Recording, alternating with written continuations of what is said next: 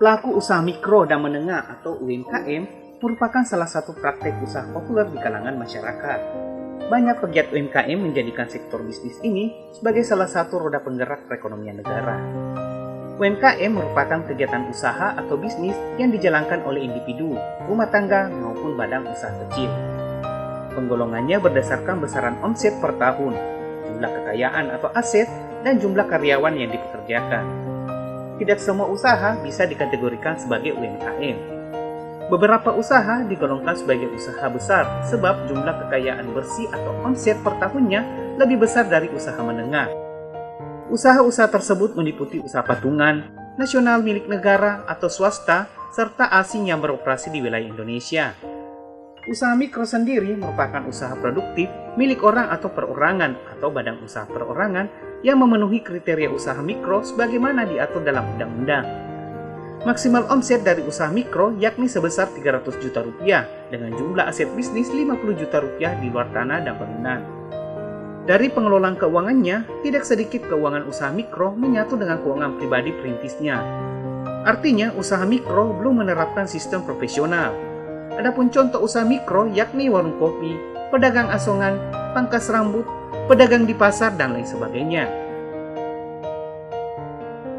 Sementara untuk usaha kecil adalah usaha ekonomi produktif yang berdiri sendiri, dilakukan oleh perorangan atau badan usaha yang bukan merupakan anak perusahaan atau bukan cabang perusahaan yang dimiliki, dikuasai, atau menjadi bagian baik langsung maupun tidak langsung dari usaha menengah atau usaha besar yang memenuhi kriteria usaha kecil.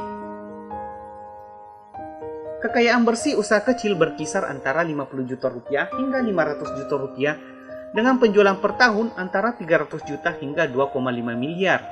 Adapun perbedaan antara usaha mikro dan kecil bisa dilihat dari pengelolaan keuangannya. Untuk usaha kecil, pengelolaan keuangan sudah lebih terorganisir dan dilakukan secara lebih profesional. Adapun contoh usaha kecil yakni restoran kecil, catering, binatu, usaha fotokopi, bengkel motor, dan lain sebagainya. Saat ini UMKM telah menjadi tonggak perekonomian di tanah air. Pemerintah bahkan telah menetapkan setiap tanggal 12 Agustus diperingati sebagai Hari UMKM Nasional. Di Makassar ada seorang pelaku UMKM yang bergerak di bidang pembuatan tas dan dompet. Adalah Ahyar Asyad, pemuda berusia 26 tahun ini terjun ke bisnis ini berawal dari membuat tas secara otodidak. Dipakai untuk diri sendiri, tas yang ia buat diminati oleh orang lain. Awal mulanya sebenarnya saya kan suka di genre rock, vintage, klasik. Saya suka dengan style-style seperti itu.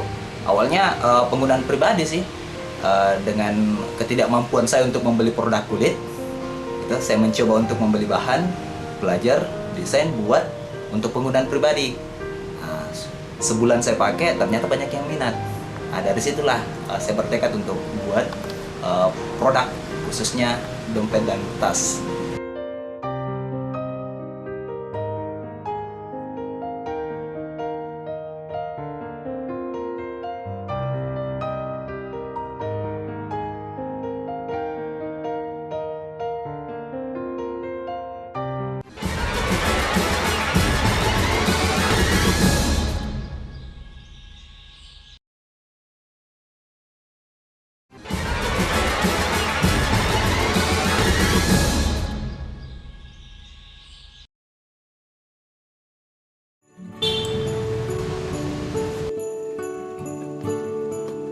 Oh, Kak Didi.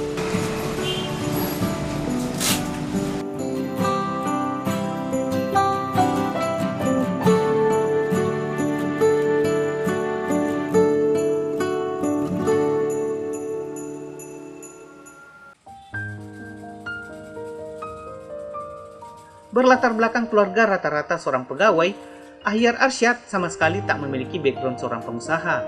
Pria lulusan Universitas Fajar dengan jurusan Public Relation ini akhirnya memilih terjun sebagai pengrajin tas dan dompet. Oke, sebenarnya di lingkup saya, di circle-nya saya ini, nggak ada satupun yang jadi pengusaha. Apalagi di keluarga saya, saudara-saudara saya rata-rata itu pegawai. Dulunya juga saya terjun di dunia itu. Menjadi seorang karyawan di salah satu perusahaan swasta selama 3 tahun sih. Iya, 3 tahun. Pas lagi kuliah juga di kampus. Habis lulus masih kerja setahun sampai 2 tahun lah sebelum dia usaha ini. Biasanya para pelaku UMKM telah sukses menjalankan bisnisnya untuk ahli dalam bidang yang ia tekuni adalah dengan mempelajarinya dengan cara kursus. Namun hal ini sedikit berbeda oleh Ahyar Arsyad. Pria yang senang dengan genre rock, vintage, dan klasik ini betul-betul menjalani usahanya membuat tas dan dompet dari nol. Kesemuanya mulai dari membuat desain hingga menjahit ia lakukan secara otodidak. Memanfaatkan teknologi yang saat ini sudah semakin canggih, Ahyar Arsyad mengaku selama ini ia hanya belajar lewat jejaring YouTube. Semuanya mulai dari proses dari nol sampai sekarang ini semua otodidak, tidak kursus. Saya lebih fokusnya belajar di sosial media, apalagi kan sekarang YouTube kan sudah gencar gitu. Saya belajarnya lewat situ, ya kan? Lebih melihat, eksekusi, melihat, eksekusi, melihat, eksekusi, itu aja sebenarnya. Siap. Adapun untuk proses dalam membuat suatu produk, Ahyar mengatakan semuanya ia awali dari imajinasi. Setelah punya gambaran tentang konsep produk yang akan ia kerjakan, kemudian ia tuangkan melalui sketsa kertas. Selain membuat produk sendiri, Ahyar juga menerima produk dalam bentuk custom yang dipesan khusus sesuai keinginan customernya. Butuh 3 hari bagi Ahyar jika mengerjakan proyek custom.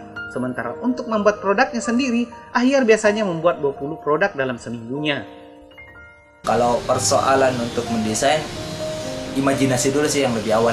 Lebih ke imajinasi, dituangkan lewat sketsa kertas. Nanti untuk pembuatan pola dan ukuran lemnya itu saya lebih fokusnya di aplikasi gitu. Saya menggambarnya lewat aplikasi, di print, cutting, terus lanjut ke proses yang lain, menjahit dan detail-detail yang lain lah, sehingga jadi sebuah produk. Butuh berapa lama untuk bisa jadi satu produk itu? Saat ini sih kalau custom itu maksimal 3 hari, karena itu keinginan customer gitu kan. Kita konsultasikan dulu kepada customer untuk mencapai ekspektasi yang dia mau. Kalau untuk produk ready sih saya tidak pernah buat per pieces, langsung. Untuk sementara saat ini seminggu itu saya bisa produksi 20 pieces produk dengan satu jenis desain. Memulai usahanya dengan modal yang minim, Ahyar Arsyad tak patah arang. Meski modal awal yang terbatas, ia pun hanya bisa membuat produk sesuai budget yang ia punya. Adapun bisnisnya bisa berkembang sampai saat ini, Ahyar mengaku masih punya banyak kendala. Ahyar masih terkendala di bahan baku yang hanya bisa ia dapatkan dengan memesan dari luar Makassar. Lantaran bahan baku dijual di Makassar sendiri, menurut Ahyar harganya sangat tinggi. Sementara untuk kesulitan dalam membuat berbagai produk, menurutnya hal itu merupakan sebuah proses yang mesti ia lalui. Kalau kendala sih, ya mulai dari awal sebelum mulai itu sudah terkendala sih sebenarnya. Mulai dari bahan baku, alat, dan terlebih modal usaha. Nah, itu lebih mendalam sih untuk saya. Nah, tapi kesulitan yang lain yang saya hadapi dalam proses produksi itu saya anggap itu bukan kesulitan, itu sebuah proses pembelajaran, dan alhamdulillah dari kesulitan itu pelajaran yang saya dapat untuk lebih kuat lagi ke depannya gitu. Umumnya orang tua menginginkan anaknya untuk menjadi pekerja kantoran dan merintis karir hingga mencapai posisi tertinggi. Tak jarang juga orang tua yang mendesak anaknya untuk menjadi seorang pegawai negeri. Biasanya para anak yang memilih untuk berbisnis justru ditentang habis-habisan. Padahal dukungan keluarga merupakan modal utama kesuksesan anak dalam berbisnis, apalagi bagi mereka yang memulainya dari nol tanpa bantuan siapapun. Sama halnya dengan Ahyar, di mana awal memulai usahanya ia kurang mendapat dukungan dari keluarga. Dalam artian dari pihak keluarga mempunyai rasa kekhawatiran yang tinggi terhadap dirinya. Hal demikian juga ia rasakan terhadap sang istri yang juga awalnya ragu terhadap usaha yang ia jalani. Namun seiring berjalannya waktu, pihak keluarga terutama sang istri justru mendukung penuh bisnis yang ia jalani. Kalau istri sih mendukung dalam prosesnya, cuman ya kembali lagi dalam usaha itu kan ada ya jatuh bangun.